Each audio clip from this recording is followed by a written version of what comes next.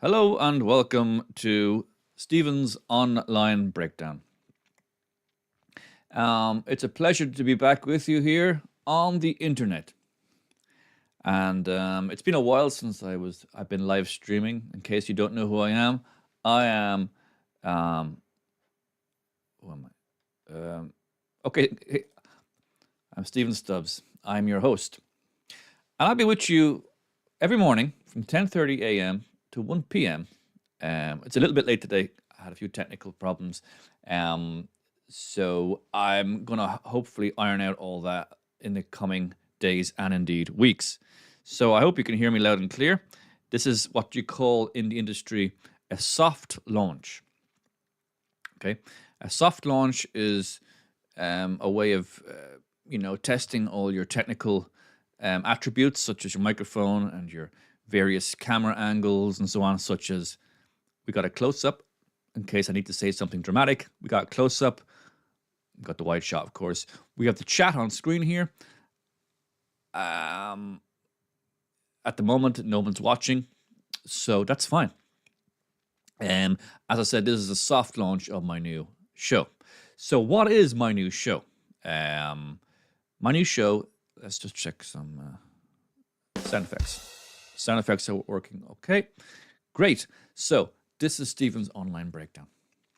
It's the internet as it once was. And what was the internet before? The internet in its early days was all about browsing websites, learning, and having some fun. And that's what this show is going to be all about. It's about having fun and just enjoying the internet, learning and gaining a lot from it, and being nice to each other. Okay? There's enough anger and vitriol to go around. There's enough fake outrage to go around.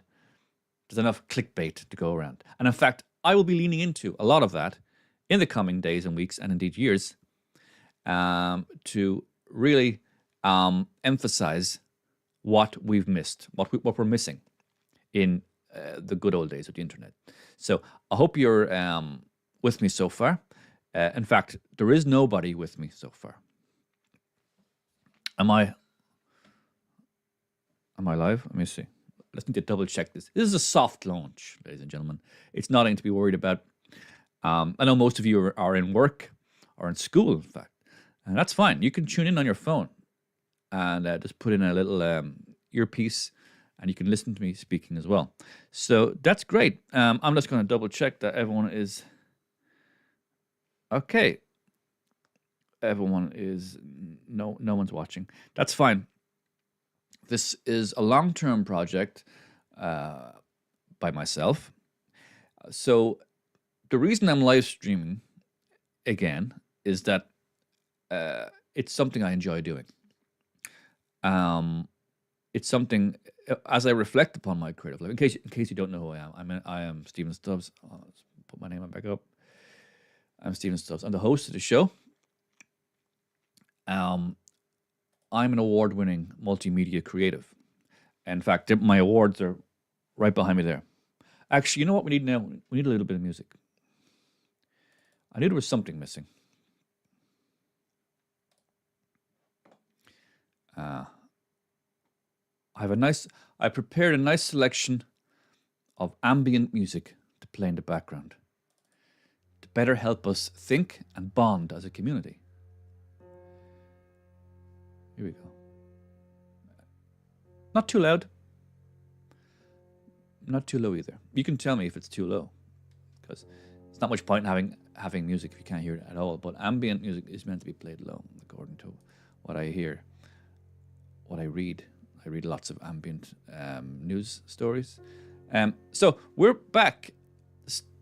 We're back. Sorry, this is a soft launch. So we're just going to basically work our way through it. We're going to feel our way in the dark, as they say. And any suggestions or advice you have for me along the way, then feel free to say it in the chat. I'm currently live streaming across all the major live streaming platforms. So for me, that means Twitch, Facebook Live, and YouTube Live. And if you're just joining me for the first time, congratulations, because this is actually the first episode. And we're about 5 minutes in. How many minutes? 9 minutes. We're 10 minutes in already. The time is flying. So I hope you're hearing me loud and clear. I am the host. And I'm learning lots of new software for this new show. It's a lot different. If you used to watch my old Quizcast back in the day, it's got some elements of that, but it is a new thing. It is very much a new thing. The Quizcast was the Quizcast. There's going to be some bloopers on the way. I haven't done this for a while. I haven't live streamed for a long time. I think it was February 2022 was the last time I live streamed on the internet. Now I did perform live in real life since then, but I think in the long run, live streaming is better for me. So hope everyone's okay. If you're watching, say hello, because I am testing my new chat room, which is right in. It's I can actually watch this. I have a new gadget here for my live stream. I can kind of write on the screen in real time, just like in real life. When you have a pen or a marker, you can actually draw on paper or a wall. So in this area here, see that area there? In that area there, a chat box will appear when people start chatting. And I really do encourage you to chat, because this is all about building a community over the coming weeks and indeed years. I'm in this for the long run, ladies and gentlemen. Because that's the only way you build a community. And I'm also here to teach. Teach, educate, and deceive. No. What does the D mean in TED Talk? Hold on, let's get rid of that. Teach, educate. Anyway, that's something you can pop in the chat if anyone wants to talk about that. Anyway, so this show, Stephen's Online Breakdown, is basically a way of turning my daily internet browsing into an interactive show. And so that it's not just me browsing the internet. It is that, but it's also about entertaining you and for you to learn something. Because I want my mantra about the internet is very much like, as I said, this is like the internet as it once was. My mantra for the internet is to always leave your browsing session having learned something. Okay? I'm going to turn that into a little motto on screen soon. So, because this is a soft launch. You're very lucky to be part of the soft launch. We're going to learn a lot together, and we're going to iron out a lot of wrinkles along the way. And I'm not talking about my face either, because I don't really have wrinkles yet. And I paid a lot of money for me not to have wrinkles, believe me. So I hope the audio is okay. I hope the ambient tunes are good, because ambient music, I think, is very soothing. In fact, it's quite ambient, and it helps me think. And I hope it helps you think too. So, I think there's 2 people watching on Facebook, but we're not going to be pedantic. We're not going to be obsessive about the viewership here on the first day. Frankly, no one's really watching. But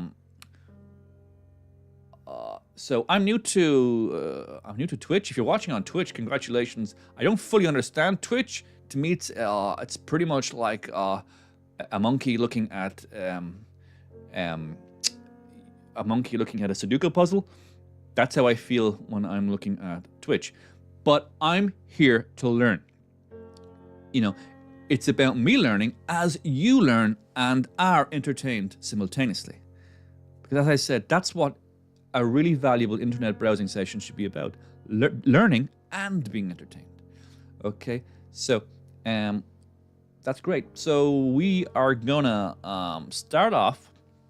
If you've got anything you want to say, just say it in the chat. If you want to say it in the chat. So let's have a little bit of water. Obligatory water canister for us live streamers. because it's very easy to become dehydrated during a live stream. I mean, this is going to be 2 hours long, 2.5 hours. I was a little bit late starting today due to some technical errors, but we're ironing that out now. Okay? We're ironing that out. I think it's going pretty well so far. What do you think? Let me just check my... I'm just going to check my automatic focuser. Focus, it's called.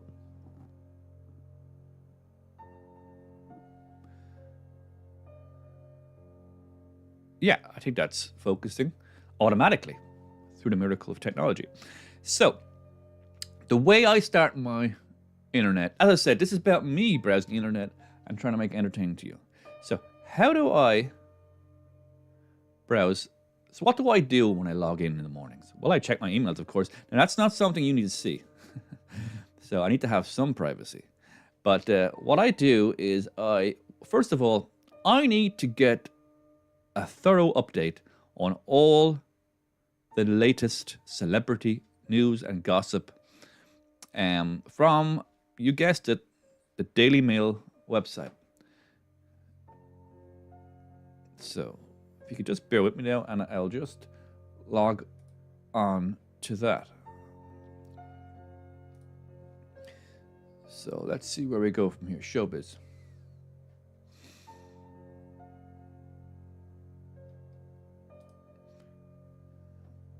Huh?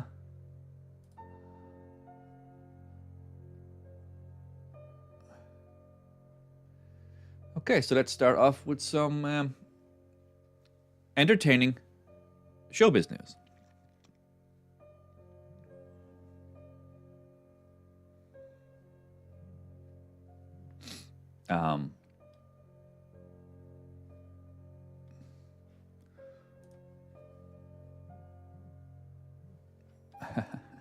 One second now. So, as I said, the way I start off my internet browsing day is I go straight onto the Daily Mail website and I read all the showbiz news. And it usually cheers me up for the day ahead and educates me. So, here we go. So the top story on Daily Mail Showbiz today is Dawson's Creek star James Van Der Beek reveals he's battling colorectal. Okay, we'll skip past that one. I want to keep things very positive here on the show. So we'll just skip past that and wish James Van Der Beek all the very best. So, in his struggle ahead, I mean, in all seriousness. So we move on to Sam Quek. Sam Quek is the latest star to get the Strictly Come Dancing axe after disappointing Icons. Disappointing Icons week dance off. Now, I'll be honest with you. One of the reasons I'll be honest. Hello, David Colopy. We have our first ever chat. We have our first ever comment, in our chat here, and it's on Facebook, and it's David Colopy, a veteran of my previous life, a veteran of my previous incarnation as a quizmaster, and I'm very honored and proud to have David back amongst us again. I hope you're happy and healthy and doing well. He wants to identify as Greenland. That's fine. This is the world we live in now. We can identify as anything we want, and we need to be peaceful and respectful of each other's beliefs. Okay? So, David's Greenland. Greenland, of course, famously was named Greenland by the Vikings, even though it's full of ice. And Iceland was called Iceland, even though it's mostly green, to try and confuse their enemies. Now, I've never fully really gotten that. Sorry, I've never quite chat should be on screen. It's on screen. There's David Colopy's comment on screen. I want to identify as Greenland. Now, I do notice there's some the formatting of some of the sentences is a little bit off at the moment. I will endeavour to fix that in the coming weeks and years. And I hope you enjoyed the fact that I have my chat box is kind of neon. I worked very hard to make a neon chat box. It's not as easy as you think. And behind me, there's some more neon, which represents all the four main attributes of the internet. The cloud, of course. Bump it to the cloud. The cloud, the World Wide Web, electricity, because you can't have the internet. You cannot have the internet without electricity. Not a lot of people know that. And finally, music. Or let's just say creativity in general, okay? The four horsemen of the internet. Or the four neon signs of the internet. Four symbols, which very, very luckily for me, were all available to buy for €20 on Amazon in a box. I think it was called Neon Symbols, but one of those generic neon gifts you get from China. So, welcome, David. So I never quite understood what the Greenland Iceland charade, surely they're let's say the Vikings have enemies, okay? Let's call them, the Huns, right? Let's say the Huns have heard about this island in the North Atlantic called Iceland, right? And they're like, okay, it's called Iceland because the Vikings have called it Iceland. So, are they gonna? So when they're planning their pirate adventures, are they gonna say, okay, let's avoid that island because the Vikings have called it Iceland. Let's instead head towards Greenland because it's going to be green and lush and fertile because the Vikings said so. Now, surely they would know the Vikings are, shall we say, Vikings, so they're prone to exaggerating or deceit, and pillaging and all the rest of it. We know what they're capable of. I don't need to enunciate or extrapolate or indeed explain all the nasty stuff the Vikings get up to. Okay, but what I'm trying to say is I'll get back to the Daily Mail in a second. Now, don't worry. I'll get back to the Daily Mail celebrity news in a showbiz news. It's not just celebrities; it's show business news because this is show business. This live streaming, believe it or not, is now classed as show business. In case you're just joining me, I'm Stephen Stubbs. I'm an award-winning multimedia creative. In fact, I think I might mention that in my lower third. It's called my name caption in the industry. Professionals in the industry, we call it lower thirds because it's in the lower third of the screen. So I think I need to change that. It's a bit generic. Host. I think we can do better than that.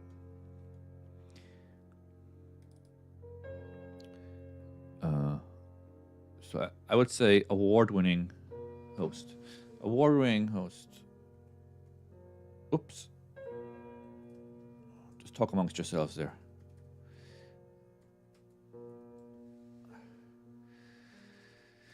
Okay, there we go.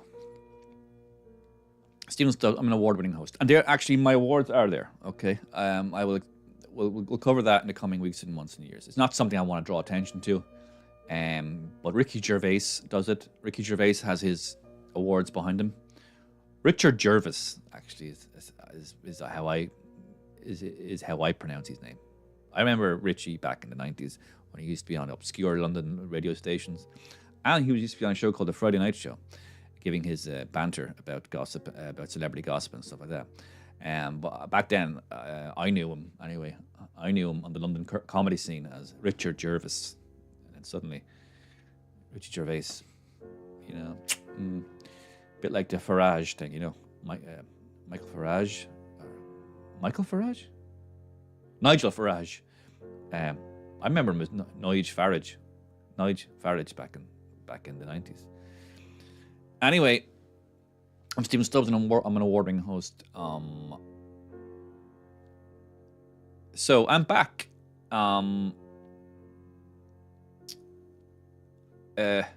Thanks, David. David is still our only commenter so far. So we are. It's a soft launch. Let's get back to our celebrity news. So, show business news. Sorry, show business news on the Daily Mail. Sam Quack is the latest star to get the Strictly Come Dancing acts after disappointing Icons week. Okay, so as I said, this show is about learning. I don't personally watch Strictly Come Dancing. Okay, it's kind of my idea of TV hell, to be honest, is to watch people dancing. Okay, I mean, I can go to any popular nightclub here in Waterford City, or indeed anywhere across Western Europe, any day of the week to see people dancing. Now, why would it be better for me to see celebrities dancing? That's the whole. What I'm trying to say is I have a problem with the premise of the show. Now I understand that a lot of people like it. Millions and millions of people watch Strictly Come Dancing. I don't quite, because is it to watch them fail or to succeed? That's the question I have about these kind of shows. Is it about succeeding or is it about failing? I understand there's been some injuries recently. There's been some allegations of sexual harassment, of bullying. Now, I've seen a few films. I gain most of my knowledge through films. And I've seen a lot of films like Black Swan, etc. That it's pretty clear that dancing is a tough business. You got to expect, a little bit of bullying, a little bit of shouting, a little bit of tough love, and a lot of broken ankles. And once you accept that, I think you can succeed as a dancer, unless you have a life-changing injury, like being dropped on your head. That's another reason I'm not really into ballet. I like the music in ballet, but I don't want to go and see a ballet because in case anyone gets dropped on their head. I have a phobia about people being dropped on their head, and neck breaks, etc. It's in fact when I'm playing football, I famously don't head the ball in case I hit my head against someone else's head. So I'm not the best of defend. I'm not a good defender. I'm a good striker, unless you cross the ball to my head. I will try and chest it down and volley it in, even if it's about 10 feet in the air. That usually doesn't work. The point I'm making to you is, I don't want to watch Strictly Come Dancing in case a celebrity gets hurt. Okay, because celebrities have enough to put up. Celebrities have enough troubles in their life without suffering life-changing or even fatal neck and head injuries, not to mention ankle breaks. Okay, next. Don't worry, we won't linger long. We won't linger too long on the Daily Mail showbiz news, just till we get to the end of the page. And we're back. Now, a lot of people are asking me why I'm doing a morning live stream as opposed to a nighttime live stream. I know most people would do a nighttime live stream, but to be very honest, I'm at my most alive and awake and creatively vibrant in the morning hours, after a nice cup of coffee, a little sip of some fresh water,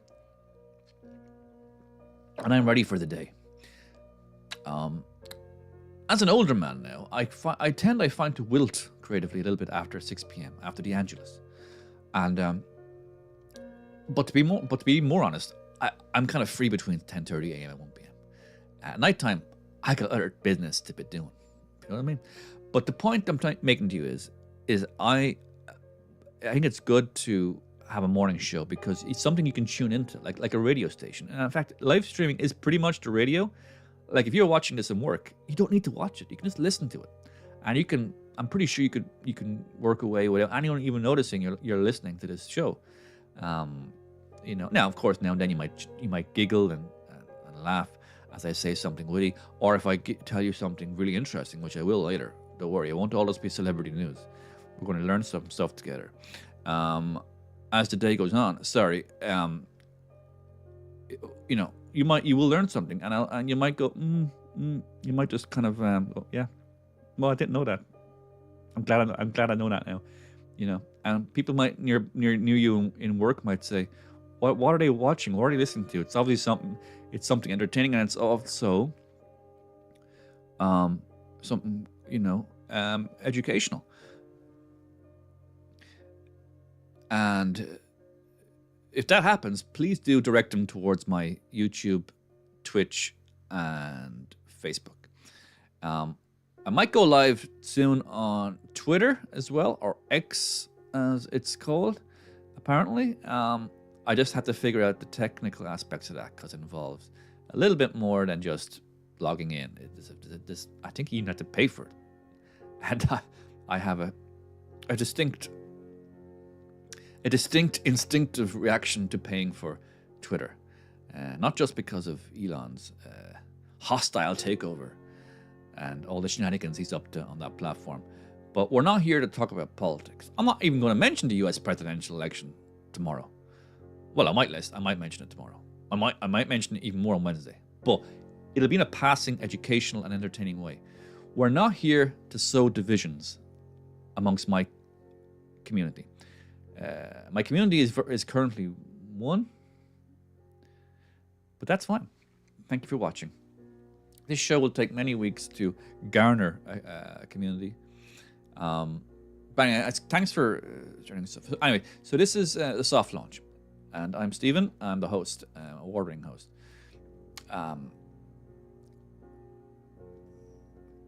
I think award-winning host is a little bit on the nose, but we'll leave it there for the time being. So, anyway, back to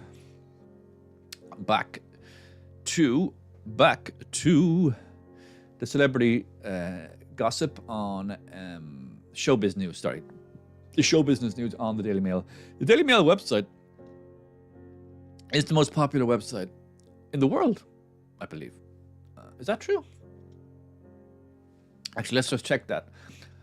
One thing I should have mentioned is this show is going to utilize artificial intelligence. It won't just be me spouting nonsense off the top of my head for hours. It will be that, but it will also be me utilizing the full power of artificial intelligence. Okay? And my artificial brain right now is telling me I should have shared this broadcast to my personal page on Facebook. That's something I'll do right now.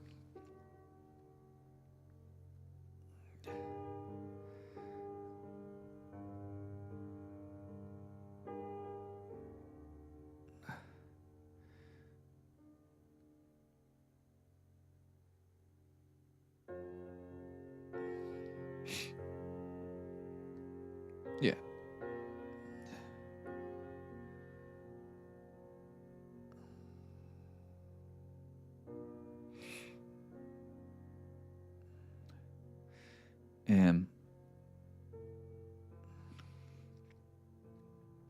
Yeah, so let's talk amongst yourselves there.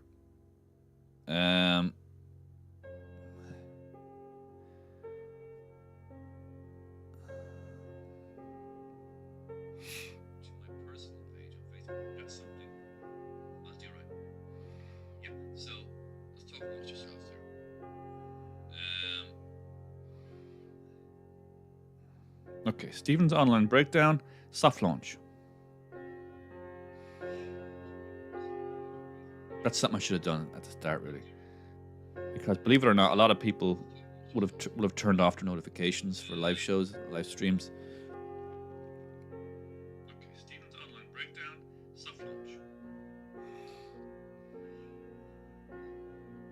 That's something I should have done at the start, really, because believe it or not, a lot of people would have. Okay, that's done. That's done. That's something we don't have to talk about anymore. Okay, here we go. 2 more hours left on the show, on our first show. It's a soft launch. I'm Stephen Stubbs, and I'm Okay. Yeah, I'm not happy with this. Title for myself. It's a bit arrogant. It's a bit on the nose. So I'm going to change that again.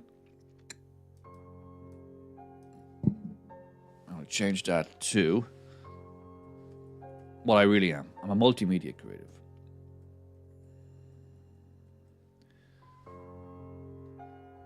Now, there you go. I'm Stephen Stubbs. I'm a multimedia creative. Because that's what this kind of person is called nowadays. Us creative people with a multitude of creative skills who have harnessed the power of live streaming. Video, audio, music. It's multimedia. See? Creative. Okay. Welcome. So let's go back now to... Sorry, I'll be harnessing the power of artificial intelligence. So here's our first. Hello, Anita O'Keefe. Anita O'Keefe is tuning in. She's loving my blazer. Thank you very much, Anita. It is a fine blazer. I wanted something that would pop. You know, as we say in the visual arts, something that would pop, and it's also quite educational. Because it is actually, if you look carefully enough, it is actually a map of London. So specifically a road map of London. So it's very handy. I've often worn this. I've worn this in London, walking around the streets, and sometimes you don't get an internet signal in London, especially if you haven't paid for data roaming. So, but I can just look at this jacket and get from Piccadilly Circus to Hyde Park. Oh yeah, like that via Lower Thames Street. So it's great. Anyway, Lisa, thanks very much for tuning in and commenting. This is wonderful. And this is a soft launch of my show. I'm Stephen Stubbs. I am a multimedia creative, and I am live streaming. This is a brand new show called Stephen's Online Breakdown. I'm here every morning from 10:30 a.m. to 1 p.m. ish, browsing the internet, so you don't have to. And we can talk about the stuff I'm talking about, looking at, and we're also going to play some games. We're gonna learn a lot. And as I was saying a bit earlier, I said, is the Daily Mail the most popular website in the world? I know that might sound astonishing, but it is something I heard recently, and I am going to now check that using AI. So I'm just going to log into my AI called Copilot, which I believe is integrated into the Bing AI platform. You might have used it already. I use it all the time. It's fantastic. It's like Google on steroids. It's actually Google using artificial intelligence via the Bing. Actually, no, it's Bing. It's Bing more than Google. You know what I mean? It's fantastic. I'll just show you what it looks like. I'm sure you've used it already. So we'll just zoom in a little bit there. Make it a bit clearer to see. So our first question for AI, and we're going to use a lot of AI in this show in the coming weeks and months and years. Because I am now fully integrated into the AI ecosystem. As a multimedia creative, you can't just ignore the most exciting development in creativity on the earth's probably since the invention of the floppy disk. We can't just ignore that. In fact, I think we should embrace it, and I will. So here we go. Is the Daily Mail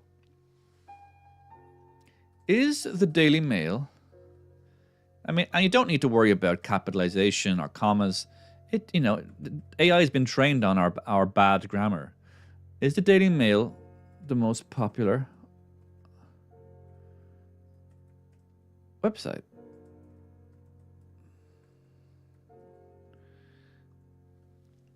Okay, so Copilot says, the Daily Mail is a popular website, but it's not the most visited website in the world. Oh, So I was wrong about that.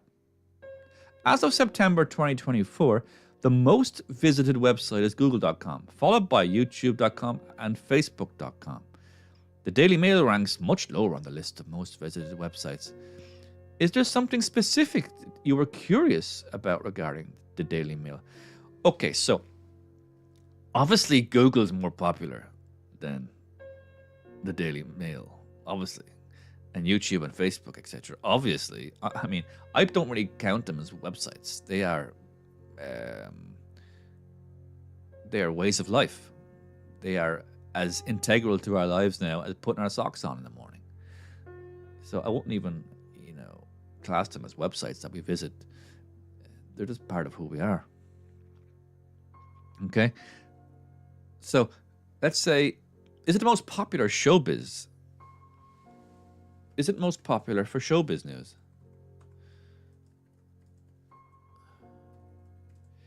Yes, but I like to be respectful to AI. Yes, but is it most popular for showbiz news?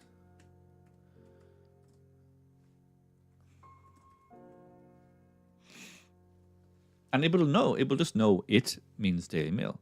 And the answer is, the Daily Mail is indeed one of the most popular websites for showbiz news. But it's not the only major player in the field. I didn't say it was the only major player in the field. Other popular websites for showbiz news include TMZ, People.com, and eOnline. Each of these sites has a strong following and frequently breaks news about celebrities and entertainment events. Is there a specific type of showbiz news you're interested in? Okay, hold on. Okay. So give me the top 5 websites most visited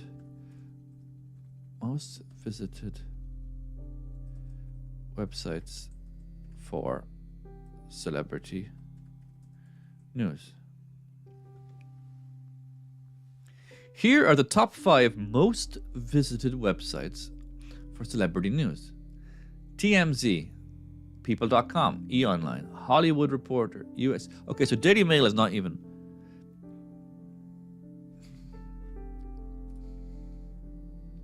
The Daily Mail is not even mentioned in the top 5. So I've been led astray somewhere.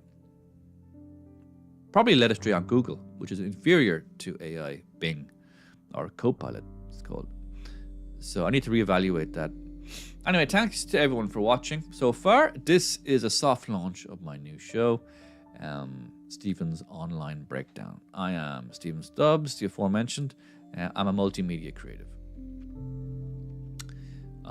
If you're joining me for the first time, welcome to the show and welcome to me. If you are a fan of my previous live streams in the dark days of COVID-19, thanks for coming back. And as I said, this is not a rerun of the Quizcast, if you're wondering, but it will have trivial elements to it. In fact, we're going to play a few games here. It's basically a recreation of my daily internet browsing, but with an active and vibrant community. And it's not just me alone. And I mean, there's literally 4 people watching right now. Even the longest journey begins with the smallest step, Okay, so we'll get back to the Daily Mail. We're just going to go through the Daily Mail showbiz news so that we're all up to date. Okay, fans rip into vulgar Kim Kardashian for wearing Princess Diana's iconic cross necklace. Could she be more sleazy? That's not me saying that. That's what the Daily Mail say. Okay, first of all, I saw this headline early this morning and I couldn't figure out what the link with Diana is. Okay, so a number of things have to be brought together here. So Kim Kardashian was aware of this big cross that Diana wore, like, what, 35 years ago? And she was like, I want to recreate that look with my gigantic cross laying across my bosom. So is that what's happening? I'm not going to click into these stories, by the way. If you know any better, you can let me know. Irina Shayk goes braless in a striking sheer silver bejeweled mini dress for vegan beauty event. Is Irina sure? She's a supermodel. Yeah, I was just going to ask, is Irina a supermodel? She is a supermodel and a vegan. And she's wearing a striking sheer silver bejeweled. It is sheer, and it is striking, and it is bejeweled. I'm sure it's vegan jewels. I'm sure no African elephants were harmed in the mining of those diamonds and jewels. So that's fine. Patsy Kensit, 56 now, amazing. She says she has given up on finding a man. After marrying 4 times and plans to fill the hole in her soul alone, as actress admits she lost everything after her business collapsed overnight. Oh well. Businesses do tend to collapse overnight. I mean, a business is either there, it's there, and then it's not there. Richard Madeley reveals he and wife Judy Finnegan sleep in separate beds. Well, I mean, that's no news to me. That's no news to me. That's something I kind of presumed. I mean, I don't want to cast aspersions, but I'm about to. Are we really? Did anyone here think that Richard and Judy were sleeping together in the same bed? I didn't. So that's no news to me. They're married for 38 years. Wow. The iconic duo first met back in the 80s while working at ITV Granada Television, before tying the knot in 1986. Wow. And then we have Love Island. Now, I don't watch Love Island, so I can't really help you with that. Love Island star Connor Durman announces he and girlfriend Ella Newton are expecting their surprise first child. As the overjoyed couple, yeah. Next story, Kylie Minogue admits she hates adulting and misses everything about the freedom of the 1990s when she will go clubbing without the pressures of social media. Yeah, Kylie, join the club. No pun intended. I mean, don't we all miss the 1990s? A time before social media, the pressures of social media. I mean, there was other pressures. The 1990s wasn't one endless carefree party, from grunge to techno to indie pop. You know, there were some tough times too. It wasn't all making hay while the sun shined. Although the sun did shine more back then. I came of age in the 1990s, and I distinctly remember being sunburnt every single summer from 1991 to 1999. I don't get sunburnt much anymore. It's probably for the best. Okay, so that's the front page of the Daily Mail, and all the best to James Van Der Beek. In all seriousness, I didn't watch Dawson's Creek myself when I was of that age.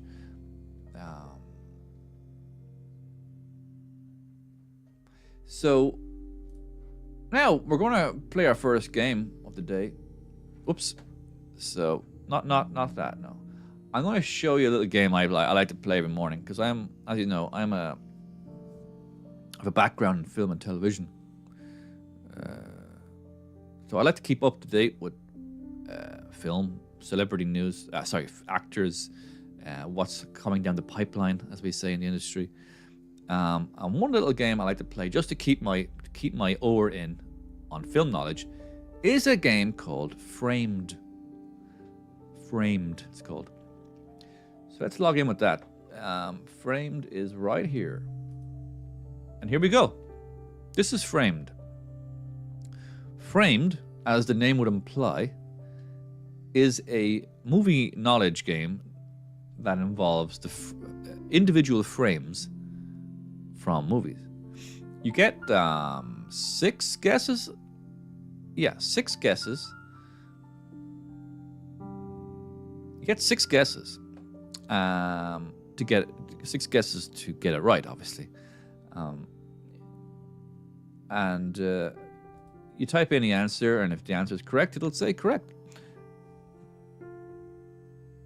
So what we should do here is have a guess. You can watch this. Yeah, you can see this. So, sorry, I have a little bit of a sniffle.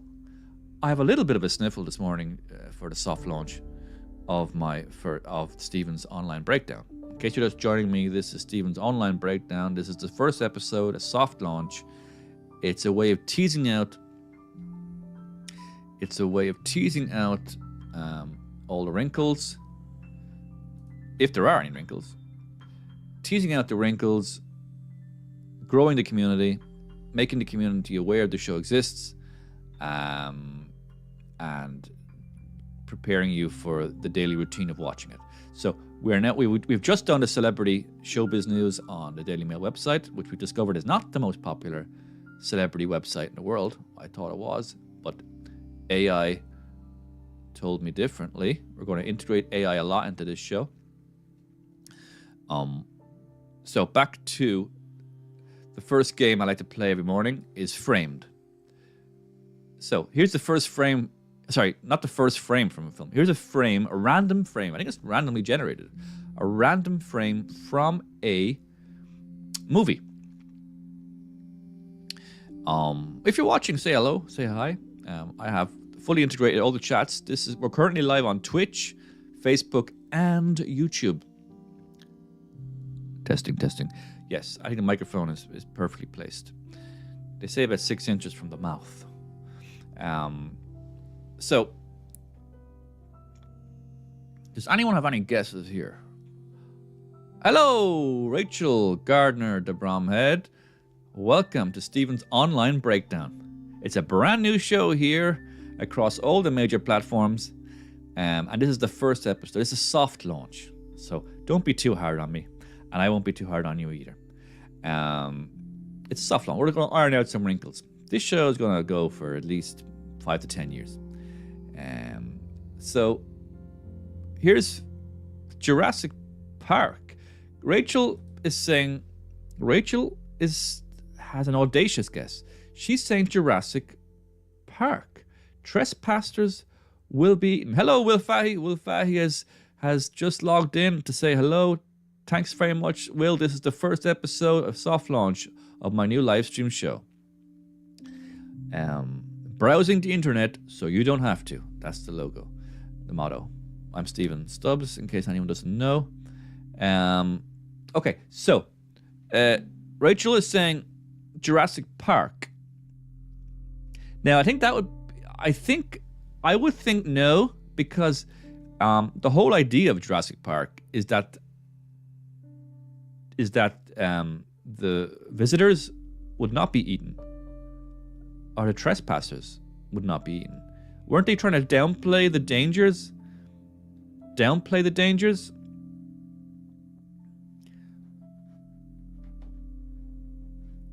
So my initial reaction is it's not Jurassic Park, but we're going to give it a little. We're going to give it a guess. Wrong. Sorry, Rachel.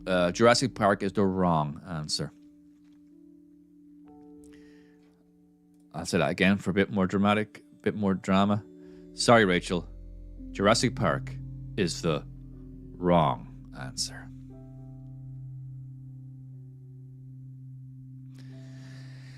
So, we're now on to the second frame, randomly selected by this website, which might be using AI, artificial intelligence as well. The second frame is, there we go. So it seems to be some kind of exploding dock, pier type structure. So, what are the guesses so far? We have trespassers will be eaten. We have a forested environment with a nice white river. Could be South America. It could be Kerry. Yeah, I'm not seeing. I personally don't have an idea yet. It's beginning to form, but nothing concrete. But you got to guess. Sorry, with this game, you have to guess something. You can't just ignore. So let's say, well, it's not Apocalypse Now. There was no trespassers. I'm pretty sure in the Vietnam War, the Viet Cong didn't have trespassers. Will be eaten. But let's just guess something like Apocalypse Now. It's not Apocalypse Now. I know it's not right, okay? Believe me, I know every frame of Apocalypse Now. But you gotta guess something. Okay. This is the third frame from the film. It is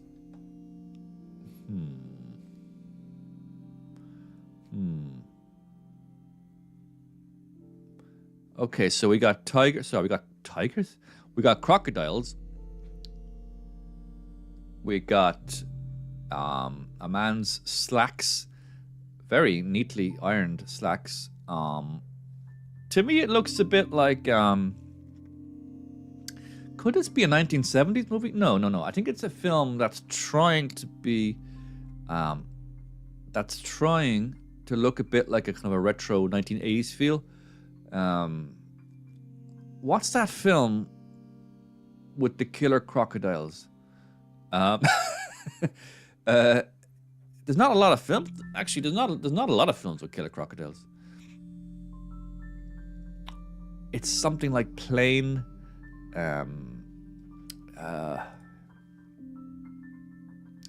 What is that? What is that film with the crocodiles?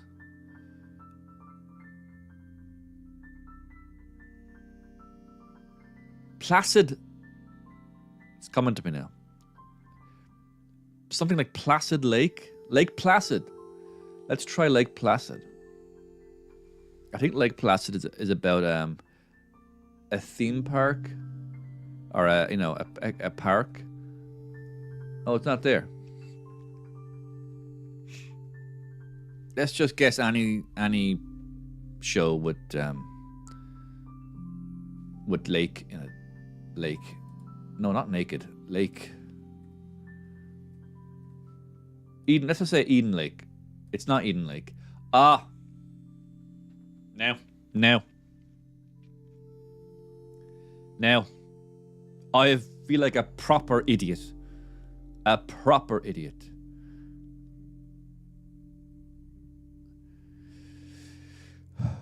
I gotta say, in hindsight, it's blindingly obvious that it's a James Bond movie. I mean, we got explosions in the forest, exotic locations.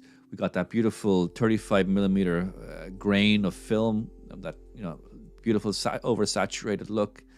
And then we have, of course, we got crocodiles.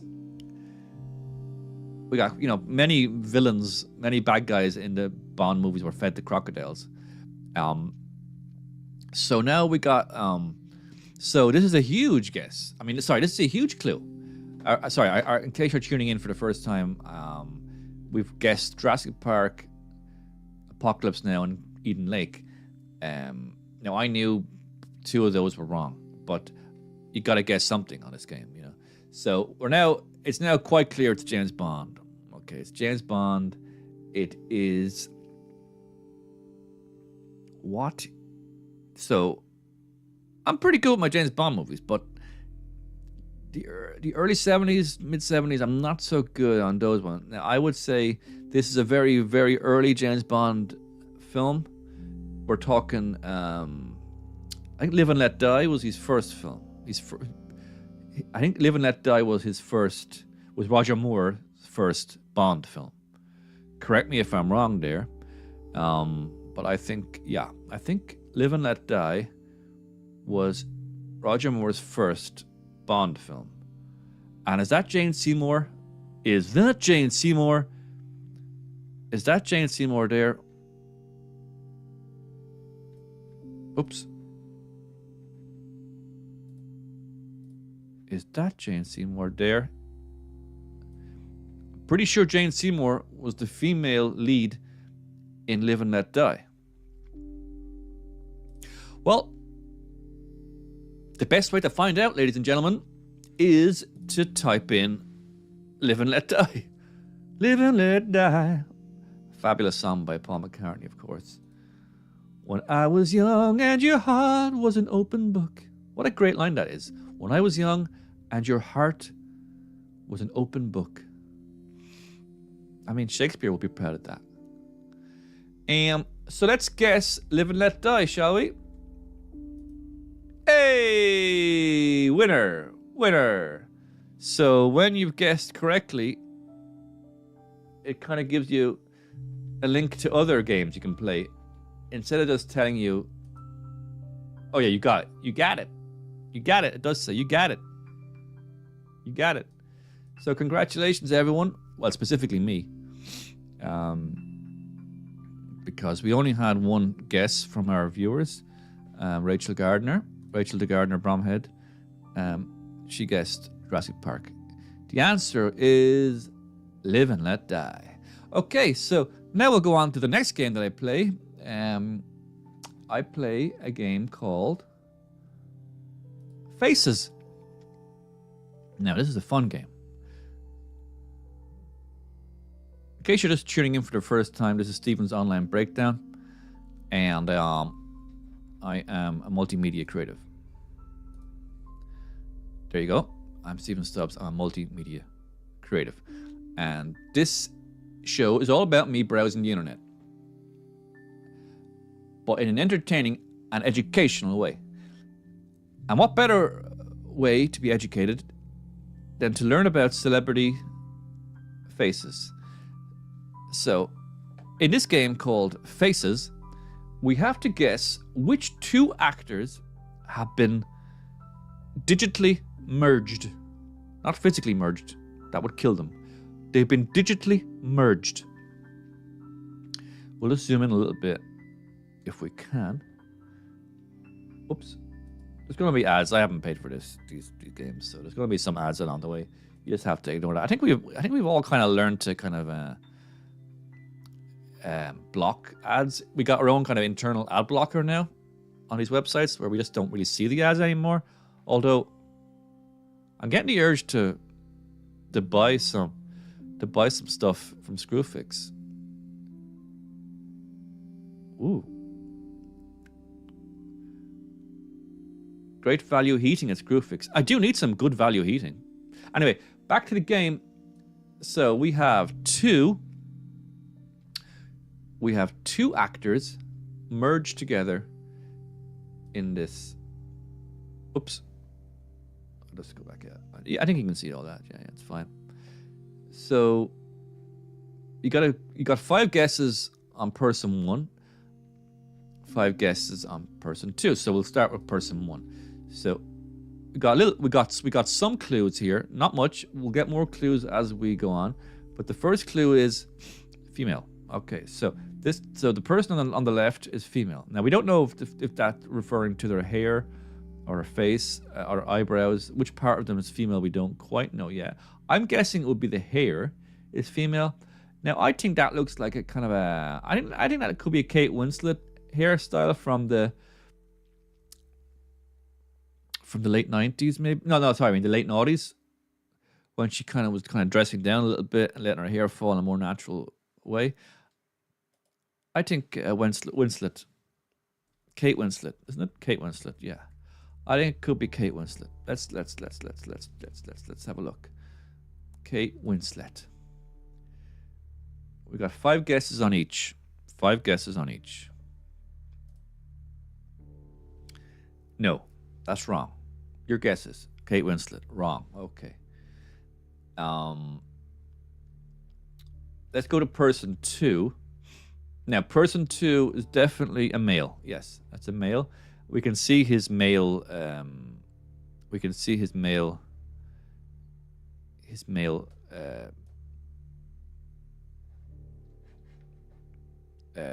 Attributes here. Sorry, the hairy face. Sorry, stubble. You can see some stubble here quite clearly in this area, and kind of a spiky neck, a stubbly neck as well. So it's a male. We would be talking about someone like this is tricky. This is tricky.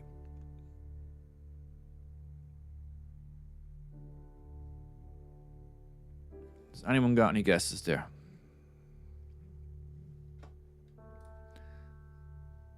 No.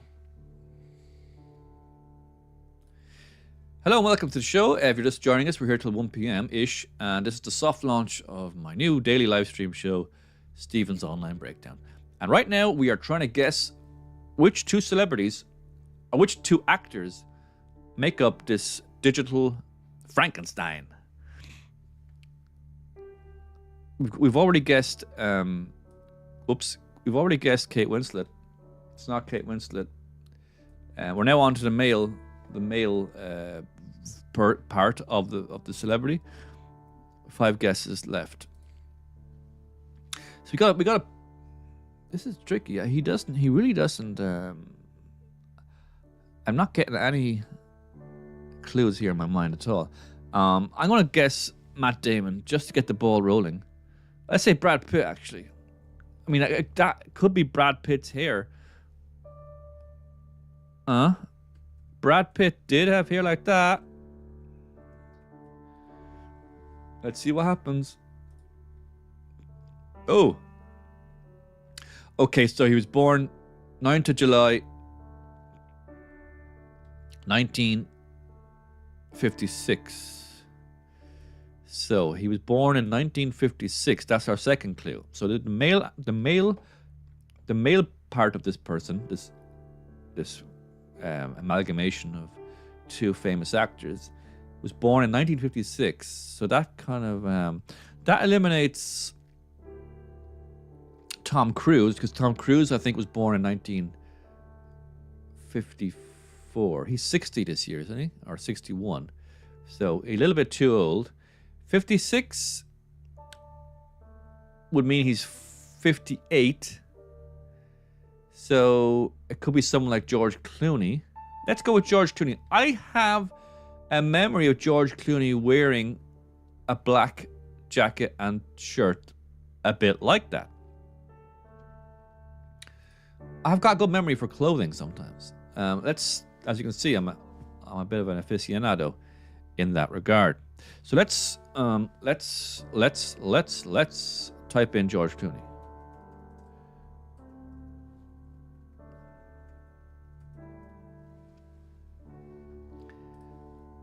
Oh, here we go. Here we go. Now we're getting a much better set of. That's wrong, by the way. It's not George Clooney, but look what it's opened up. It's opened up a whole new world. Anita says Kevin Bacon. Oh, I'd like some bacon now. No, it's a good guess. Anita, I can see the similarities to Kevin with the lovely jawline, clean cut. It does look like Kevin Bacon's stubble. But no, look, we now have much better clues, Anita. This male actor is known for Forrest Gump, Toy Story, and The Green Mile. So I think we know who that is. I mean, we gotta know who that is. It's gotta be the Hankster. Mr. Castaway himself, Tom Hanks. It's got to be him. Will we see?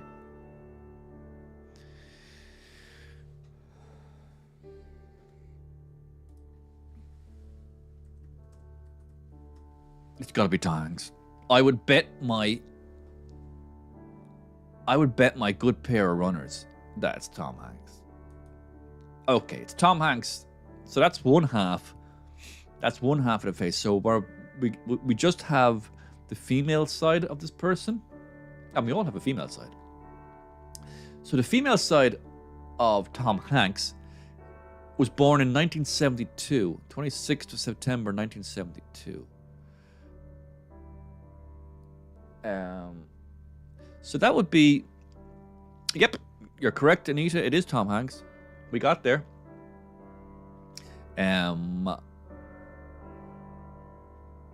Person one.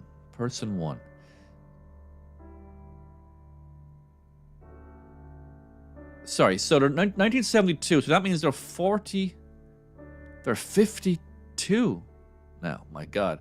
I still think of the 70s as like, it means you're in your 30s. No, unfortunately, it means you're in your 40s and 50s now.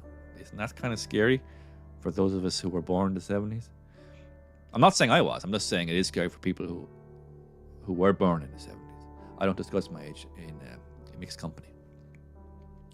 So, okay, so it was 1972.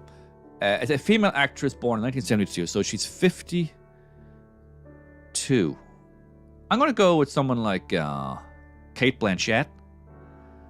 Now, I think Kate is a bit older than 52, but I can definitely see Kate with that hair.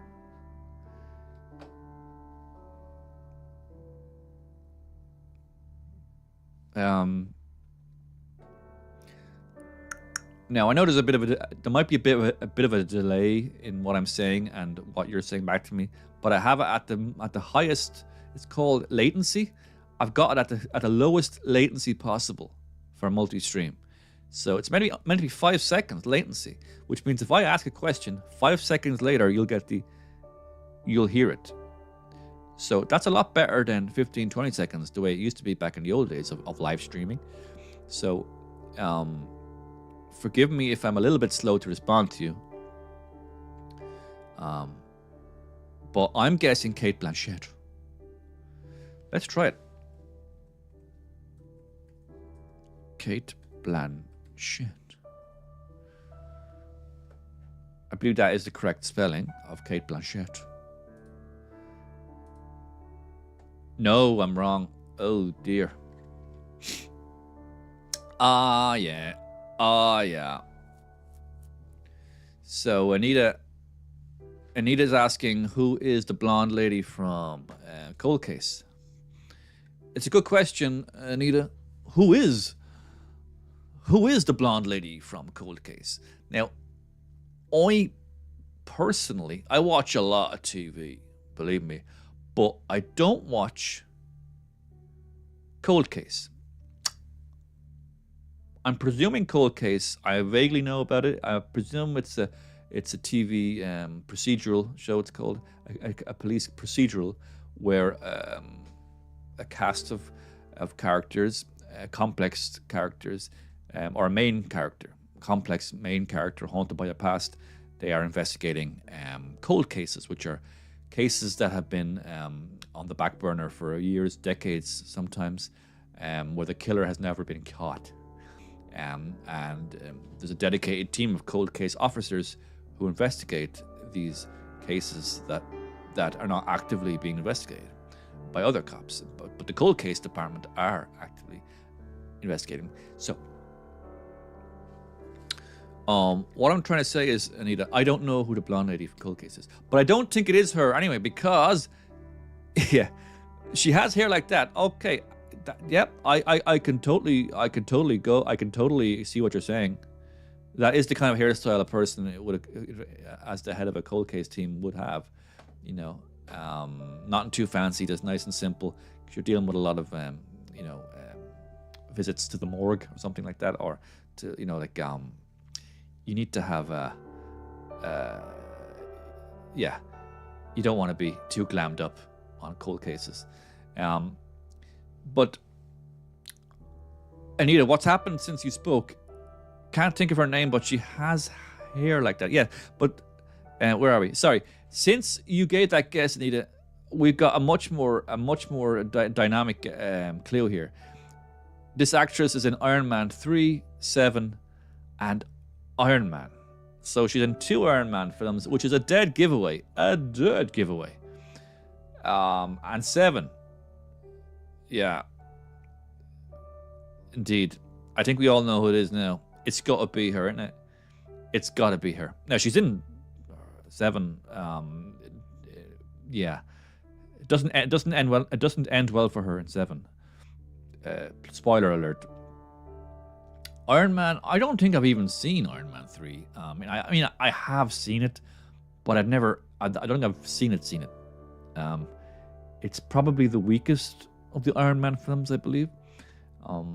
Iron Man 1 is great. Iron Man 1 is what kicked off the whole Marvel universe, really. Anyway, so I think we all know who it is. It's the ex Mrs. Coldplay, isn't it? Yes, I think it's Gwyneth, and the current Goop entrepreneurial sensation, Gwyneth Paltrow. I think it's got to be Gwyneth. I'd eat my own socks if it's not Gwyneth Paltrow. Sorry, it's been a long time since I did live streaming, and I often go days without talking to anybody. So it's my mouth is having some trouble forming words and coherent thoughts. But that's what a soft launch is all about. It's about ironing out the wrinkles. Gwyneth Paltrow. There we go. I'll submit that answer. And I'm correct. You got it. The next face will form in 12 hours' time, ladies and gentlemen. We'll do it tomorrow morning all over again.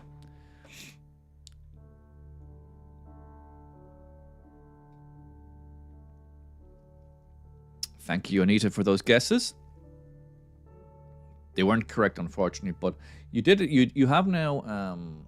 You have now given me the idea to watch Cold Case, so I might check that out later today. Thank you. I do like crime procedurals.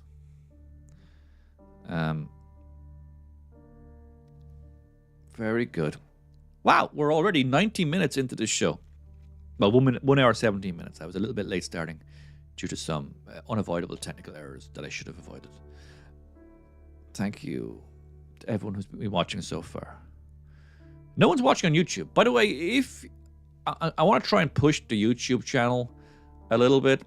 If you haven't, if you're not aware, I am StubVid Media is also on YouTube. I got about 235 subscribers, which is better than nothing. So if you would like to navigate to YouTube and just press the subscribe button and not even the like button, just subscribe.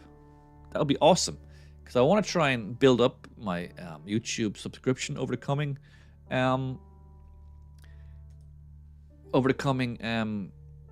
weeks and months and years. And my first goal is to get to 1,000 subscribers on YouTube by the end of this decade. That would be awesome. Thanks for the... Oh, I just realized I can type in my chat here. I'm learning new live stream software, so bear with me. Thanks for the guesses, Anita. Let's see if that goes through. Oh, yeah, it does. Excellent. Woohoo! Wow. It comes out on all my platforms. My chats come out on Twitch, YouTube, and Facebook simultaneously. Okay. Wonderful. Awesome. So, I mean, this is the dream of every multimedia creative, to have your own TV show, basically. Let's be honest here. So where were we? So congratulations, Anita, for those guesses. And the answers were Tom Hanks and Gwyneth Paltrow. Okay, so we're going to go on to our next... our next item on the agenda is to see what's happening in the wonderful world of TikTok. Now, I'm not too familiar with TikTok myself, but this show is all about discovering new websites and new entertainment, new ways of being entertained. And apparently TikTok is very popular amongst young people and older people. And a lot of people are being entertained by it. So I'm going to log into TikTok now and see what's happening. And I hope you come along as well. And we can discuss TikTok together. This show is about community and mutual understanding and learning. So let's learn what's happening on TikTok today.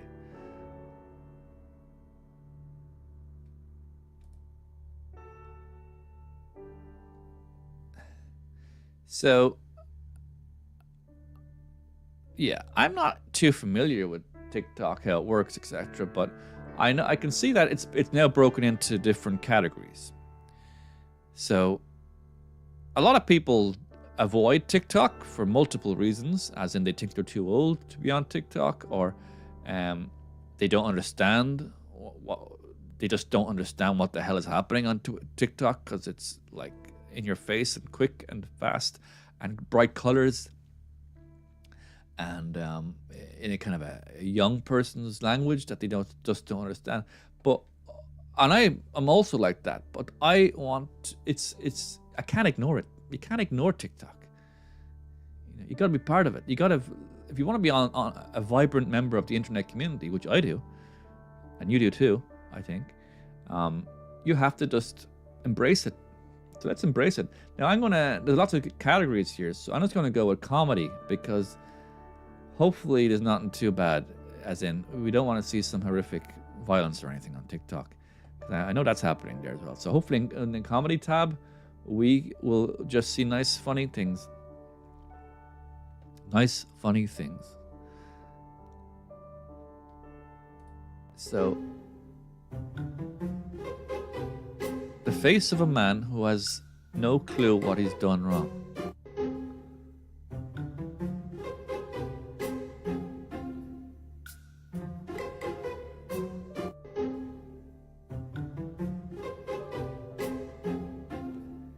Okay, so is that funny? So what? Yeah, I think he has done something wrong.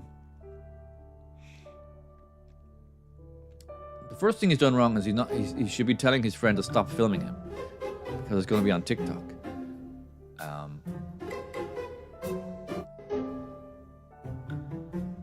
I think he's got the face of a man who's listening intently. Seriously, I think he's listening very intently. She seems to be engaging him in a very vibrant conversation. What did I do there? So if anyone is feeling... I mean, they could be discussing, it seems like a very intense conversation. They could be discussing the US presidential election, the forthcoming Irish parliamentary election, the flooding in Spain. They could be having a very nuanced conversation. And I think he's listening very intently. And the next video is someone spilling drinks. I don't need to see that. I personally don't find spilled drink videos funny. And I find them quite traumatic, actually, because many drinks have been spilled on me over the years. And it's not funny. And it's not clever. And I don't like it. I'm just going to double check my microphone here to make sure it's on the correct setting.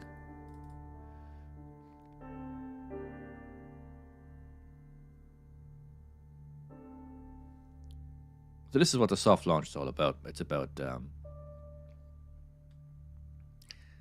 oh yeah, it's on the right setting. It's on the right setting. Yeah, it's on far, which means I can kind of talk. I can kind of move around a bit, and you'll still hear me very well. The other setting is near. Near means if I go back far enough, you don't really hear me that well.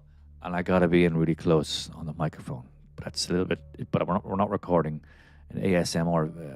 We're not doing like a Joe Rogan podcast here, so I don't need to be that close. Far is okay. Far is good. Far is God. So that's just a little bit of audio information, audio testing that you don't need to know about, but I guess you do because you were watching it there. So we don't need to watch the falling glasses video. What's this lady doing?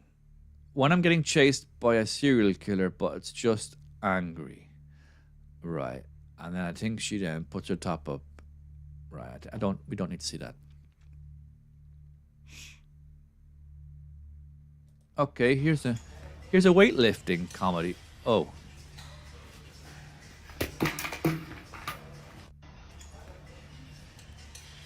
Okay, that's unfortunate. She's peeing herself. Is that a common thing for weightlifters? Does that happen? Do people pee themselves when they're weightlifting? When they're straining to weightlift? Now, I would feel it coming on. I don't know. I'm not. That is a lady, I believe. So, is it harder for a lady to stop herself peeing when she's lifting extreme weights? I think that's maybe what's happening there. So far these videos have been a little bit kind of depressing and harrowing, not really funny as such. It's just what it's like on TikTok all the time. Oh, we got an Irish man. Mum's like, I said, hey, brother, because you know why? It's nice to be nice, yeah?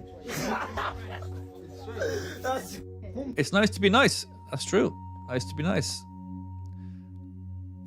Here's a video of someone eating loads of pasta. If you're not showering after the bar, what are you doing? If you're not showering after the bar, what are you doing?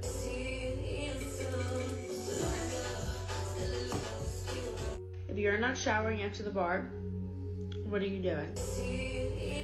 I don't shower after the bar. I shower before the bar. If I'm going to the bar, and I don't go to the bar much nowadays, to be honest, not as much as I used to, because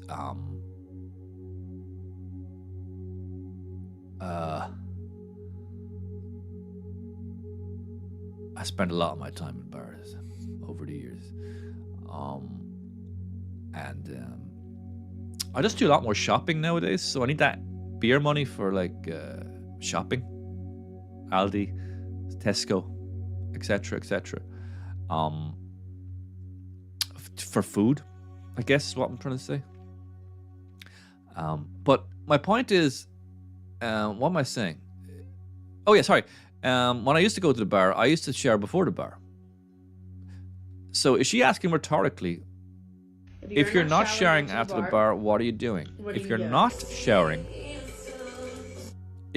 showering after the bar, what are you doing? Oh, sorry. So, yeah. So basically, the implication is that if you're not showering after the bar, you're just going to stuff your mouth with food, post-pub food consumption, which I remember very well. I mean, I still eat food. I still eat food as if I've just come from the bar and fall in and eat everything in sight.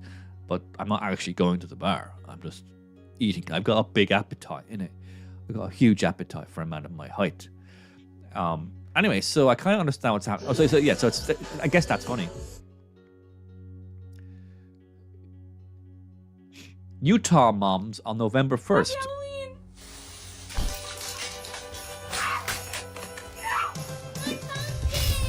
Chicken Lee, it's Christmas. Babe, start the car. I'll drive. Okay. I stopped that video because I think I can get a copyright strike for having that Mariah Carey Christmas song. I'm not quite sure what the rules are now. I haven't live streamed in 2 years. I'm not quite sure what the rules are for playing music in clips like that. We'll find out soon enough if I'm booted off, if my live stream is stopped. But it's all about learning. It's a soft launch. It's a soft launch. So I think the implication of this video is that Utah moms which is a state in America, but it could be anywhere. It could be Carlo moms, you know. I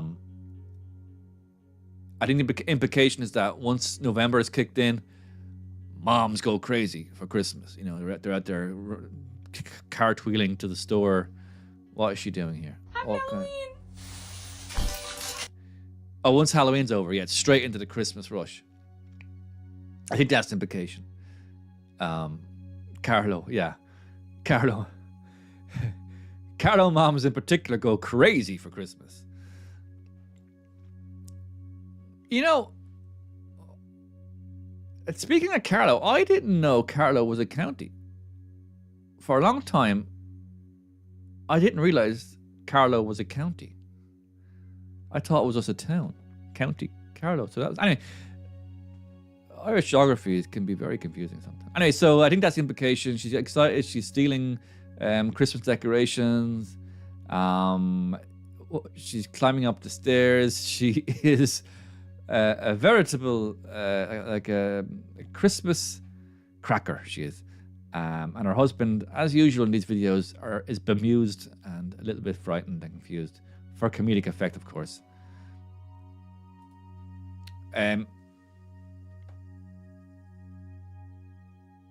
Okay, so this is interesting. This is TikTok, eh? This is what it's all about.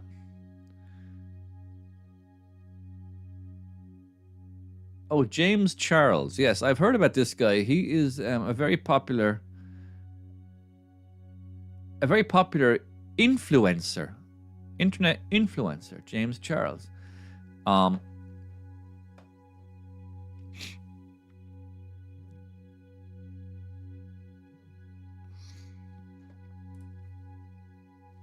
Hello, Shane's Queenside. Hello, Shane. Welcome to Stephen's Online Breakdown. This is our first episode. It's our soft launch. You're very welcome to the show. I'm very happy for you to be here.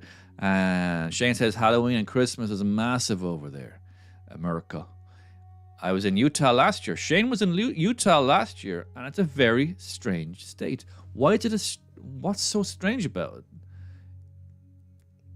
Thank you, Shane. Shane's enjoying the show. I'm enjoying having you in the chat room.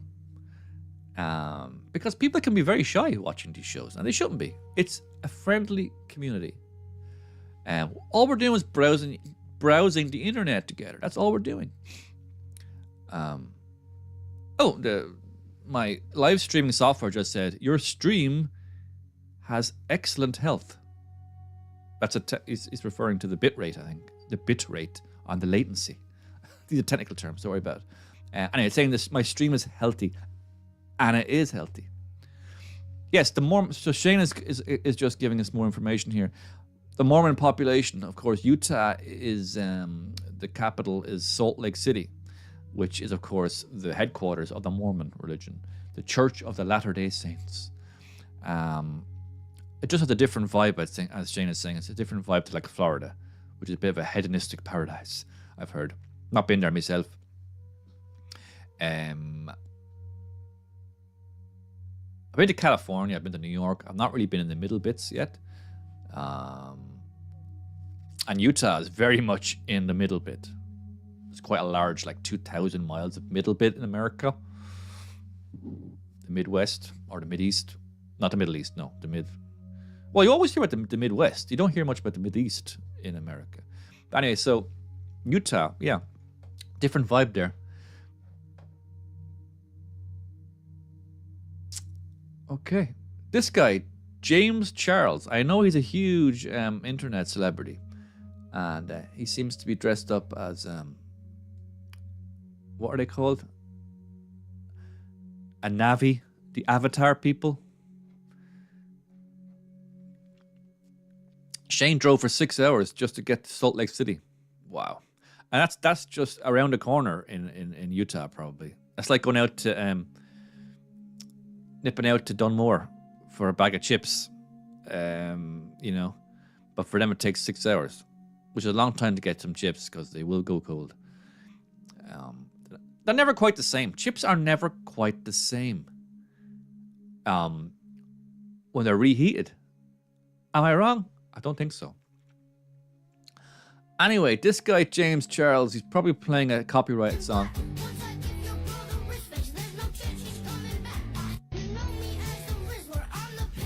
Yeah. Okay, it's the Rizzler song. I'm vaguely aware of this Rizzler guy, this kid who's been on TV recently in America, and he's got a song or something. I don't know. I will look into that, though, because it does seem to be an important part of the internet at the moment, the whole Rizzler phenomenon. But James Charles, I know he's a very big influencer and a huge star with some controversial... He had some controversy recently. I think he was cancelled for a while, but he's back because, ladies and gentlemen, one thing that seems apparent nowadays is that you can be cancelled, but you can also be uncancelled. Am I right? I mean, you can be cancelled.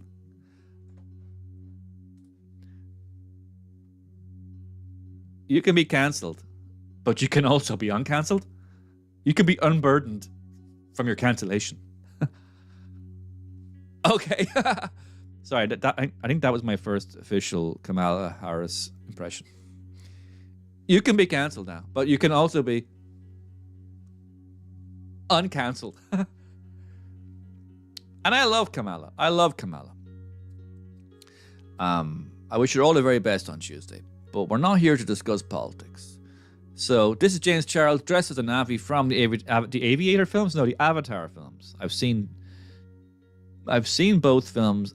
Gotta say, controversial. I'm not a big fan of the Avatar movies. You know, I remember a particularly snide remark about the first Avatar film by some critic who called it Dances with Smurfs. And I think now that is kind of clever and funny, but it's a bit disparaging because James Cameron put a lot of work into the Avatar movies, a lot of work. He invented like new cameras and new ways of making movies. He just didn't seem to spend much time on the script and the character development, in my opinion. And I think that snide remark from that critic, that Dances with Smurfs, is a reference to Dances with Wolves, the Kevin Costner film, which I really like. It's a very similar plotline. And the Smurf references is a bit unfair. I mean, they don't really look like Smurfs. They are blue. There's no denying that. They are blue. They look more like Thundercats to me. It's like, you know, Dances with Thundercats is what I would have called it myself if I was a snide critic. But I'm not a snide critic. I'm a positive. Critic. Anyway, thank you, Shane, for that information about Utah. I like to hear that kind of information. I like to hear from people who've been other places, because you only learn about a place if you go there. And that might sound obvious, but you'd be surprised how many people don't go anywhere, but they think they know about everywhere. Okay, so we're now 1 hour 38 minutes into this broadcast. We're going to finish up at 1 o'clock. And what we're going to do now is we're going to continue on with. So I think we're learning a lot about TikTok. This is genuinely eye-opening to me. But now it's time we need to learn. What part of my daily routine is to learn on the internet, and especially YouTube. One of my favorite YouTube learning channels is How It's Made. I'm sure you've seen How It's Made on the TV, but what you might not know is that How It's Made also has a YouTube channel which features every single How It's Made, cut down to a much more digestible. I'll just show it to you. In fact, I mean, why tell you when I can show you? If I could just find the correct button. So here we go. This is the How It's Made YouTube channel. Latest, popular, oldest. So I think we're going to go back to the start. Let's go all the way back to the very start. 6 years ago. And we're going to go through all these videos in the coming weeks and years. I don't know how many there is. I think there's literally hundreds. Well, not hundreds. Okay then. There's only about 50 maybe. So we're going to go through them all together, because together stronger. We learn by doing. We learn by community, experiencing communal events. Shane also has another. Oh yeah. Okay, I'm getting good responses here to how it's made. I know what you mean. I think it's a good. I think it's a great show, and you're learning by being entertained, and it's not fancy, not special. It's not. There's no bells and whistles. Well, there is bells and whistles in the episode about how they make bells and whistles, but you know what I mean. It's just information. Nice, crisp, clean video editing, a nice, calming narrator.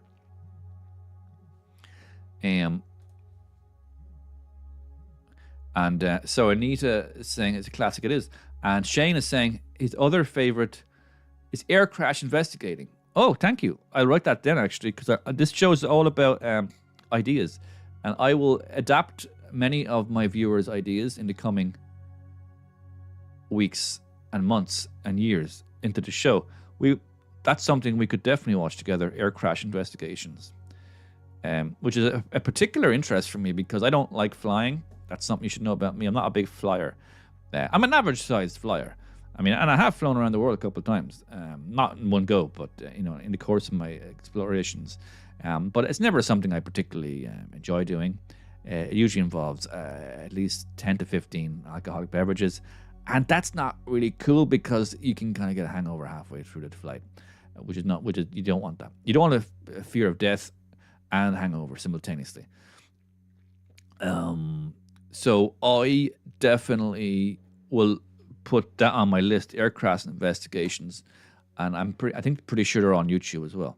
So let's go back to the beginning, and Shane has given me the link to Mayday, the Mayday disaster. Oh, sorry, Mayday. That's the name of the YouTube channel. Sorry. How are bells and whistles made? Well, I mean. Bells, I can kind of figure out how bells are made, but whistles, like the metal whistles that referees and so on use, that's a much more intricate device because it's got a little hole and it's got the kind of internal mechanism. Not as easy as you'd think, and that's something I will definitely look. Actually, what we'll do is we will go on to, before we go on to how it's made, I think aluminum foil. Aluminum? I don't know why I pronounced that like an American. Aluminium foil is the first episode of how it's made. We'll get back to that in a second, but Shane has brought up a very interesting point about bells and whistles.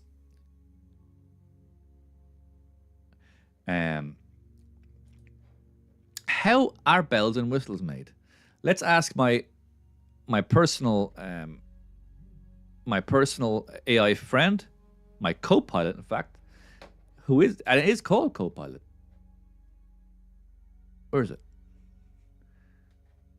There it is. Yeah. So how are bells and whistles made?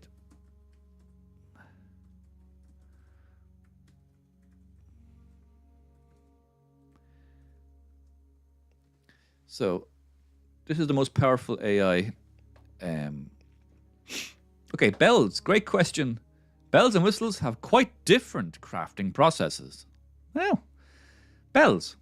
Let's start with bells.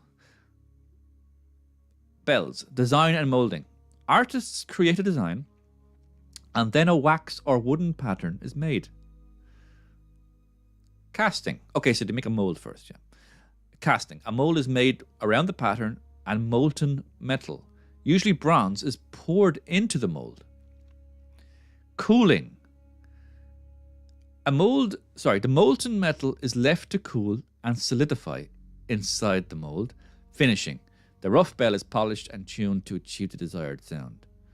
Well, that alone there that would take a long time to explain that. The rough bell is polished and tuned to achieve the desired sound. That's very much an abbreviated summary of that. But I mean, I can ask AI to elaborate on that, but I think that's a good starter point for learning how bells are made. And on to whistles. design and cutting. Whistles are typically made from metal or plastic. The body is cut and shaped according to the design. Bit vague. Assembly. Different parts of the whistle, like the mouthpiece and the P. If it's a P whistle, what's a P whistle? Are assembled together. Does every whistle have a piece called the P? Tuning. The whistle is tuned to produce the correct pitch and sound by adjusting the length and openings. Quite an art, right? What piqued your interest in these? Well, my interest was piqued by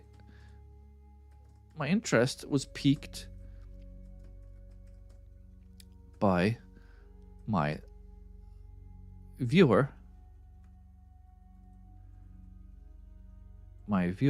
Shane during my live stream. No.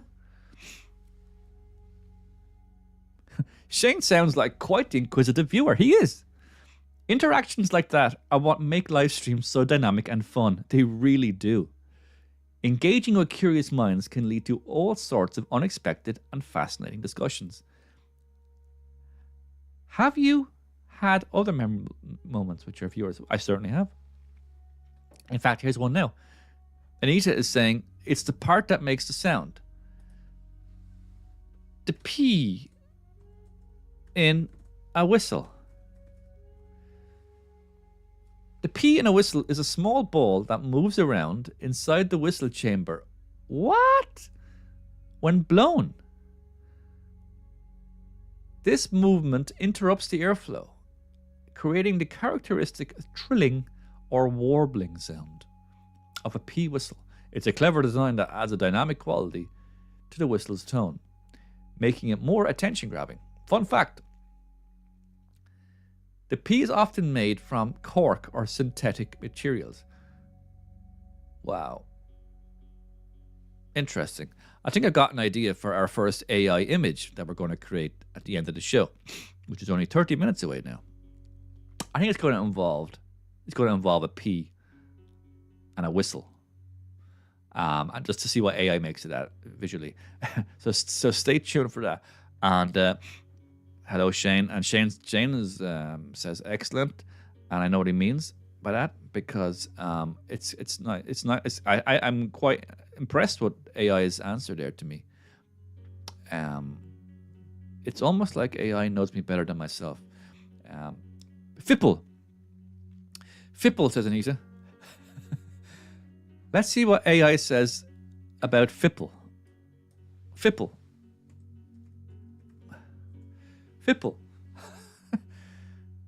Ooh, it's having to think about this one.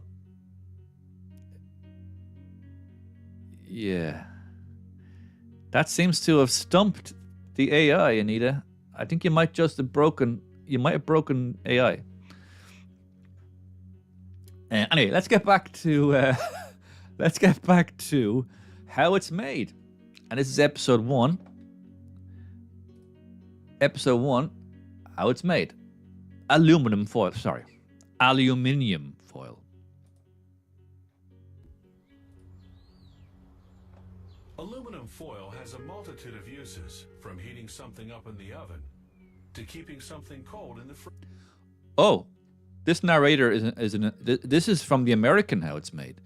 There's an American version and a UK version, I do believe, because the UK narrator is very different from this dude. But have you ever wondered how a huge block of solid aluminum gets transformed into a paper-thin sheet of foil? I sure have. The manufacture of aluminum foil requires the repeated thinning out of a large block of aluminum. We begin by melting ingots of 100% pure aluminum in a natural gas furnace. These ingots, called pigs, are essential in alloys with zinc, titanium. That's a bit nasty. Calling the ingots pigs. Is that what he called them? Pigs? Pigs? 100% pure aluminum in a natural gas furnace. These ingots, called pigs, are essential in alloys. I'm sure. Could they not come up with a nicer term for ingots? Melted ingots than pigs? Okay, Shane is saying goodbye. Thank you, Shane. It's been a pleasure to have you amongst us, and thank you very much for commenting. You've definitely made this stream a lot more dynamic, as AI said, and I hope to see you soon. Indeed, you can watch it not live on any of the major platforms that I'm streaming to at the moment, and you can even chat. You can even chat in the replay version, and I'll catch up on those chats later. Thanks, Shane. Have a fantastic day. Thanks for joining me here on the internet. Okay, I don't have an applause sound file yet, but I will have it soon. I do have this one, though. Matron! Matron! That's for when someone says something rude in chat. I'll be like, Matron! yeah. Ooh, matron. Anyway, let's go back to life, back to reality. Where are we? Back to how it's made. American version. Alloys with zinc, titanium, and silica. It takes 3 to 8 hours to melt 30 tons of aluminum in this remelting furnace, which operates at 1,380 degrees Fahrenheit. That's hot. The fusion temperature of aluminum is 1,220 degrees Fahrenheit. A portion of aluminum is poured into How hot is it? a mold to make a sample. How hot? The fusion temperature of aluminum is 1,220 degrees Fahrenheit. 1,220 degrees Fahrenheit is the melting heat for aluminum. That's something you should remember for any pub quizzes you might enter. A portion of aluminum is poured into this small mold to make a sample. Solidifying in just seconds, the sample allows for testing to verify the contents of the prepared alloy. This trough is used to transfer the aluminum from the remelting furnace to the tapping well. Molten aluminum runs in a movable trough located above the tapping well. At this stage, impurities are filtered out in special receptacles. The molds are cooled with water to accelerate the solidification of the molten aluminum. Ingots are unmolded and are ready for milling. Each ingot is massive, measuring 14 feet in length, 5 feet in width, and 18 inches thick. That's a big ingot. It weighs a whopping 8 tons, so it has to be handled by overhead cranes and placed on special plates. How was any work done before overhead cranes were invented? I mean, seriously. This crust removing machine removes 1/10 of an inch of the ingot's thickness. Impurities are eliminated to achieve a perfectly smooth finish. All traces of the liquid used to cool the decrusting knives have to be eliminated. The decrusting knives. I got some crusty knives in my sink right now. The many steps in the thinning of the ingot begin. First, the aluminum block is crushed by the hot mill rollers.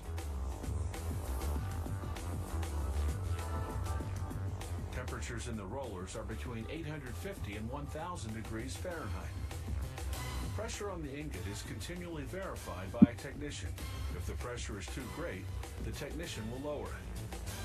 The heat is so high that the ingot risks sticking to the mill's roller. You don't want your ingot sticking to the mill roller. To prevent this, It's like a cheese and ham toasty melting into the toaster. A nightmare to get out. everything is cooled with a liquid that's 95% water and 5% oil.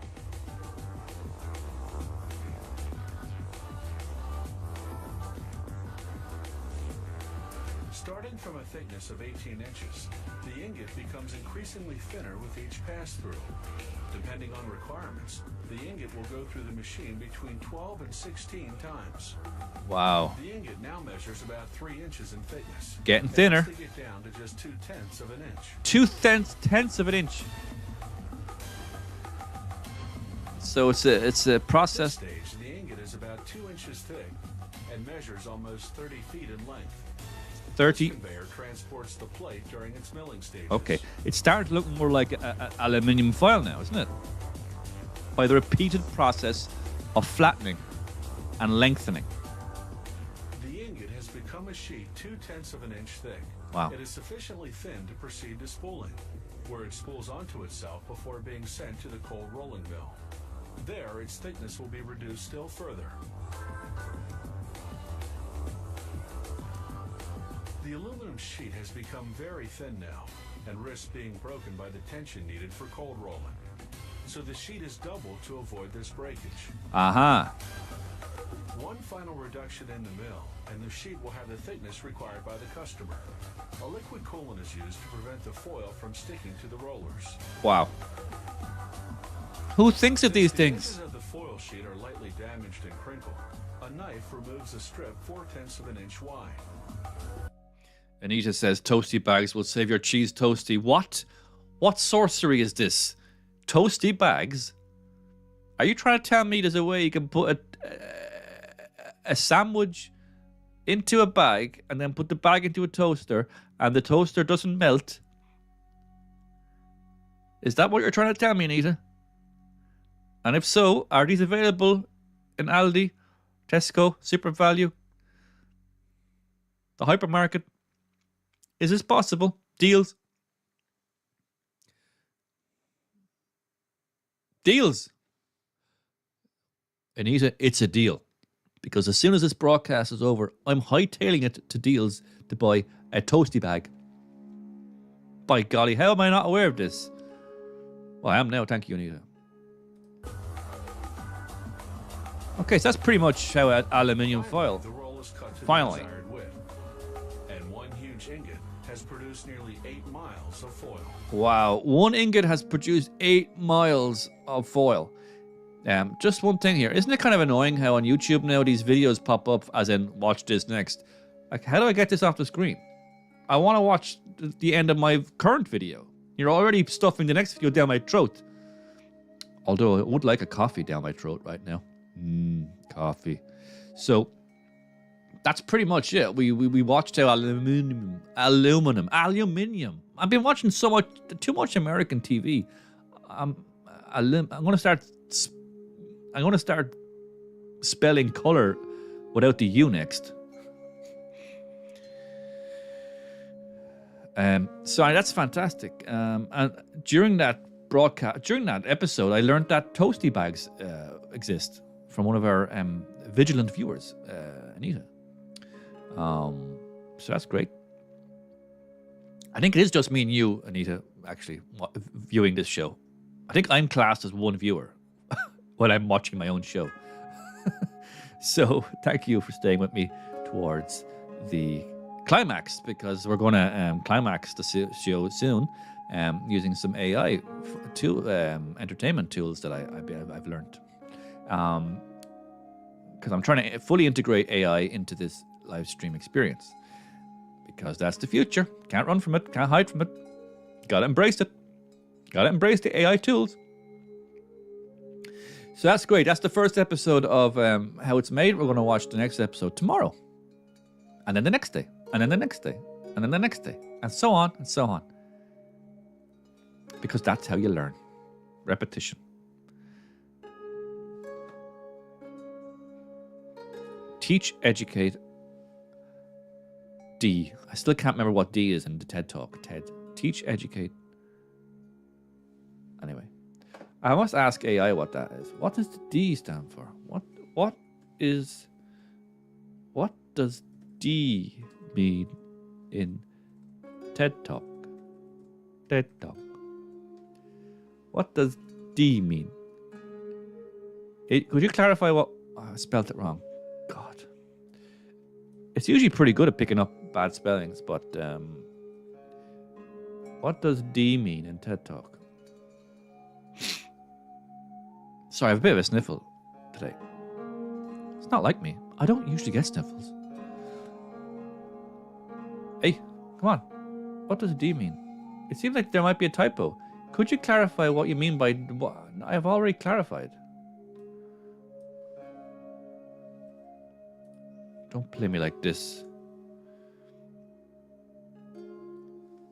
Okay. It seems to be discuss. Oh, Anita says it's discuss. Teach, educate, discuss. You know what, Anita? I think you are more accurate than AI because it's not giving me an answer at the moment. It's saying I've spelt it wrong, but I have fixed my mistake, and it's still not adjusting to my adjustment. Anyway, so luckily, one of our human minds out there has given us the correct answer. I think it is discuss. Yeah. Okay, so let's now try and tie all the strands together. Let's try and tie all the strands together in our last 15 minutes and create some AI art with what we've been discussing. So, what have we discussed so far? We've discussed whistles, the P in a whistle. We've discussed how you make aluminium foil. We've discussed Kim Kardashian being blasphemous because she's wearing a crucifix that Diana wore 30 years ago. I'm not quite sure exactly what the connection is there. We've watched TikTok. We watched some videos about TikTok. I've instantly forgotten them. I think that's what TikTok does to your brain. It makes you, it affects the short-term memory. What did we see on TikTok? We saw the Avatar Navi. We saw the Navi people. We saw James Charles, the Navis. So let's try and tie that together. Let's try and see if we can create a song based on some of the subjects we discovered today. So let's go to a website called Udio.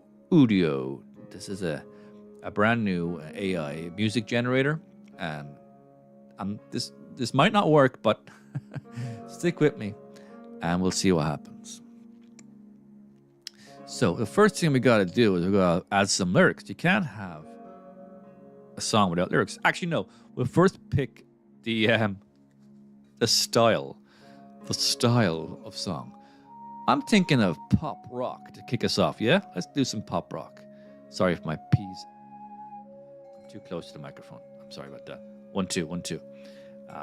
This is all about learning. So let's go with pop rock. And now we're going to write some lyrics. So what's the song about? The song is about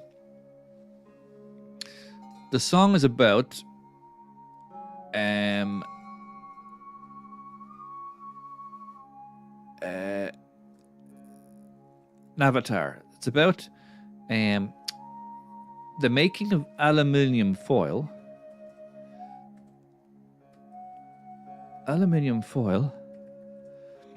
By and okay, this is a bit complicated, but the making of aluminium foil. Okay, the making of aluminium foil. Let's let AI come up with the lyrics for that. Okay, so here are the lyrics. Shining bright like silver sheets, you know it. Creating art, we can't be beat. You know it. Crafting dreams with every fold. Crafting magic, watch it unfold. This is how we make our mark. This is how we own the park. Wow.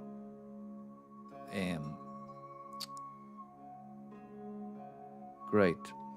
And then, okay. Great. So let's create that. I'm looking forward to you all hearing our first ever AI creation. AI generated song, ladies and gentlemen. So it's called Ignite the Light.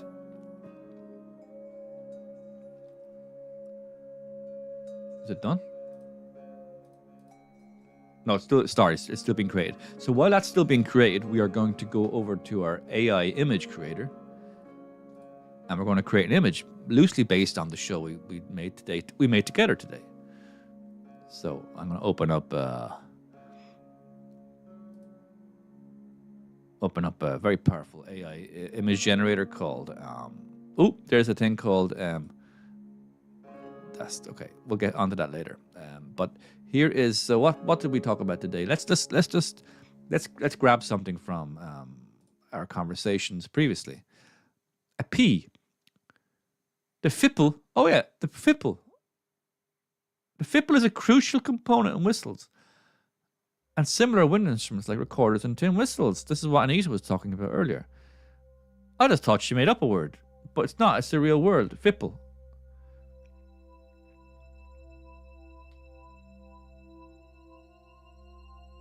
Okay, I'm just going to copy this entire paragraph on FIPPLEs into my very powerful AI generator called Midjourney. What will you imagine it says?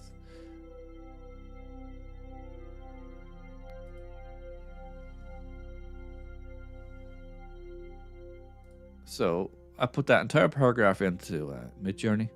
Let's see what it comes up with. I'm pretty sure it'll create a whistle of some kind.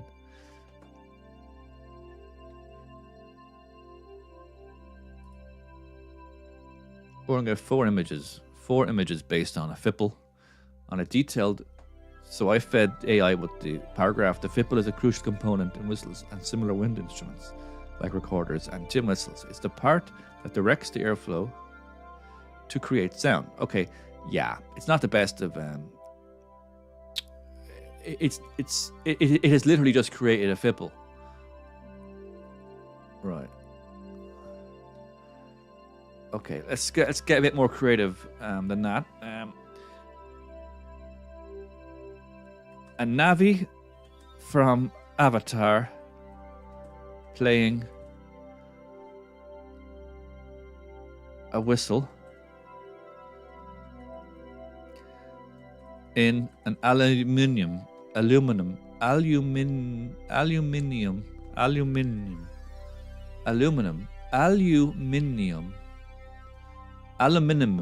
you spell aluminium? Aluminum factory. A Navi from Avatar playing a tin whistle in an aluminium factory. Let's go back to our, while it's thinking about that, let's go back to our music. Is it ready? It's ready. So we've written a little song based on the making of aluminium foil. Let's hear it now, shall we? Let's hear it.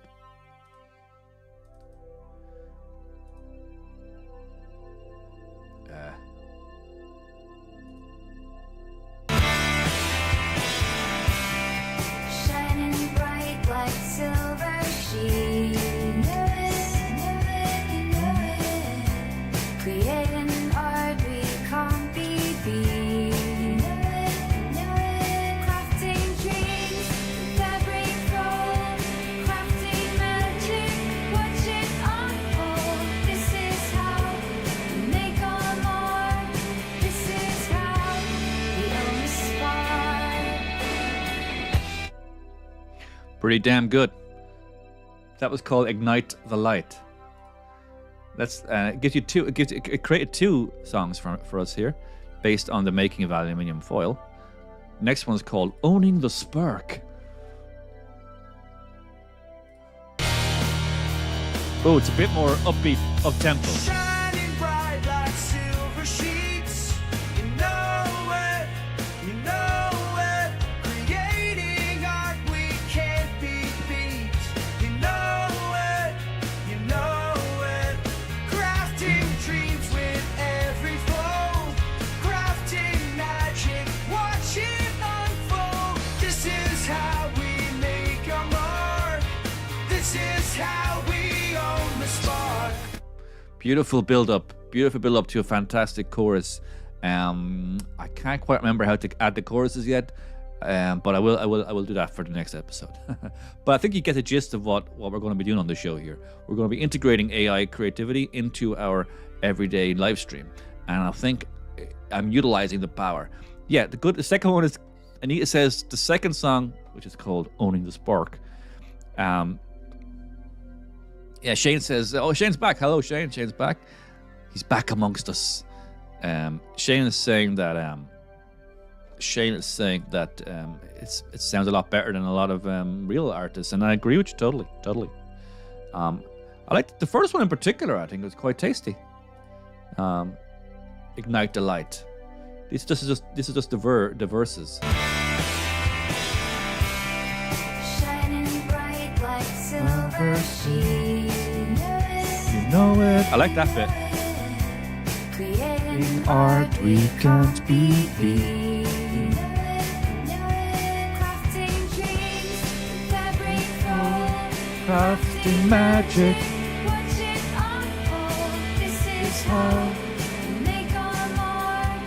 This is how we own the spark. Oh, it's setting up for a massive chorus. Once I figure out how to add choruses, I will. Don't worry. Yeah. So Shane is a musician, and Anita is a beautiful singer as well. First one is definitely my favorite too, Anita. I totally agree with you. They both have good aspects. Shane says the melody on the first song is good, and the repeated section is a nice way to have a hook or motive in the song. Yeah, that bit where they go, oh, you know it. A bit. Silver sheets. You know it. Creating art we can't be beat. Crafting dreams that break through. Crafting magic, watch it unfold. This is how we make our mark. This is how we own the spark. And look what we'll go back now to our AI image creator. So as you might remember, I gave it the I'm combining a lot of what's happened on the show today. I'm feeding it into the AI image generator to see what it comes up with. And this is a Navi playing a tin whistle. Not tin whistle. It's some kind of futuristic space whistle.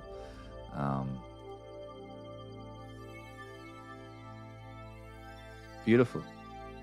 Really nice, huh? What do you think of that? Really gorgeous. Well, that's nice. Beautiful robes. The Navi is wearing robes. Navis don't usually wear robes, in my experience. They're usually kind of naked, aren't they? Oh wow, she's really class. Yeah, it is a class image, Anita, and I think it might go really well with the song as well. As we're actually coming towards the end of the show, so this is a perfect time to combine image and music, because after all, I am a multimedia creative.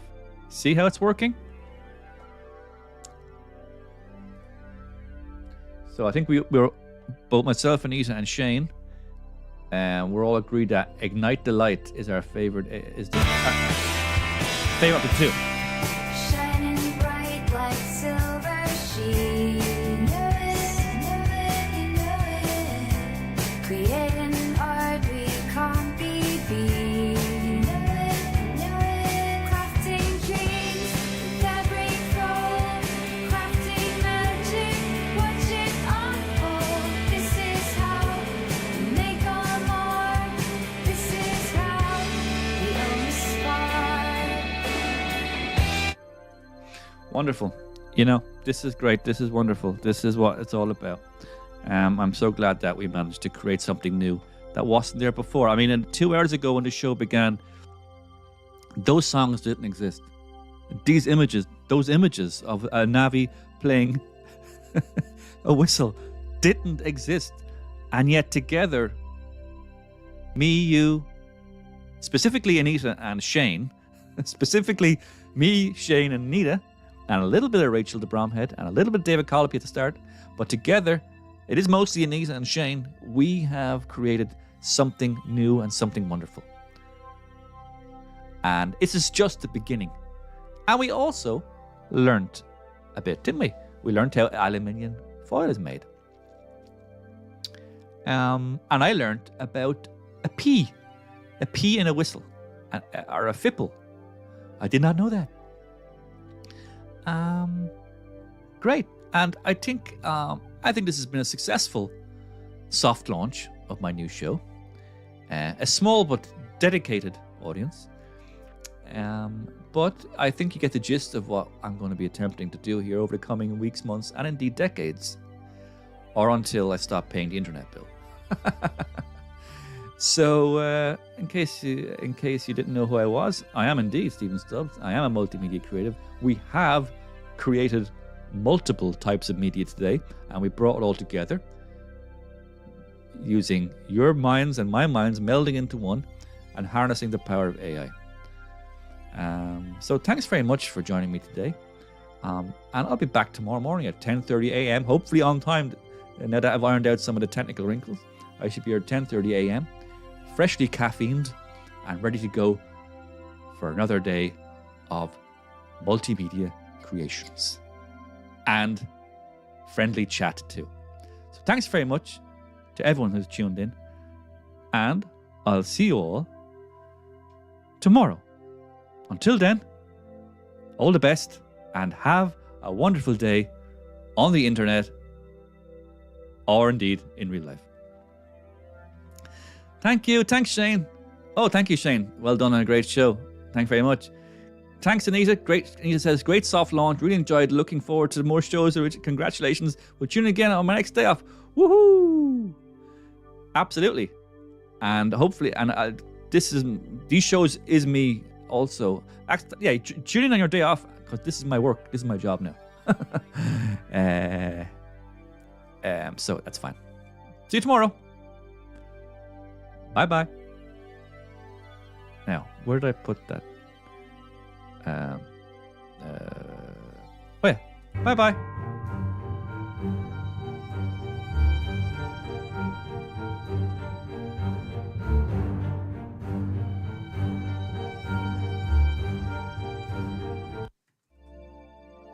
Oh, yeah.